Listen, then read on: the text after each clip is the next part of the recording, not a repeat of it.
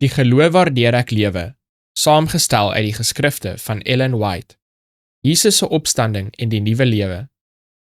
Die dief kom net om te steel en te slag en te verwoes. Ek het gekom dat hulle lewe en oorvloed kan hê. Johannes hoofstuk 10 vers 10.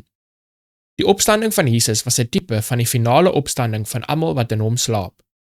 Hy wat gesê het, omdat ek my lewe aflê om dit weer te neem, het uit die graf gekom tot die lewe wat in homself was. Die mensdom het gesterf, die goddelikheid het nie gesterf nie. In sy goddelikheid het Christus die mag besit om die bande van die dood te breek. Hy verklaar dat hy die lewe in homself het om lewend te maak wie hy wil. Hy is die bron, die fontein van die lewe. Slegs hy wat alleen onsterflikheid het, wat in lig en lewe woon, kon sê, ek het mag om dit af te lê en ek het mag om dit weer te neem. Christus het die reg om onsterflikheid te gee.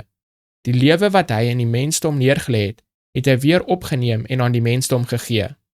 Ek het gekom, sê hy, dat hulle lewe en oorvloed kan hê.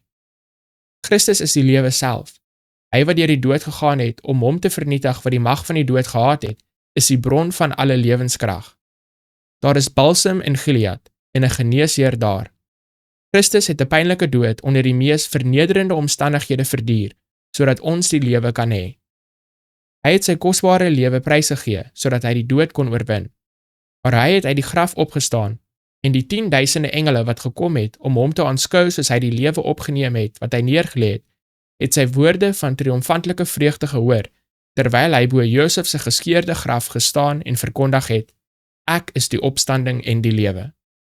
Die opstanding en hemelvaart van ons Here is 'n seker bewys van die triomf van die heiliges van God oor die dood en die graf, en 'n belofte dat die hemel oop is vir diegene wat hulle karakterklere was en hulle wit maak in die bloed van die lam.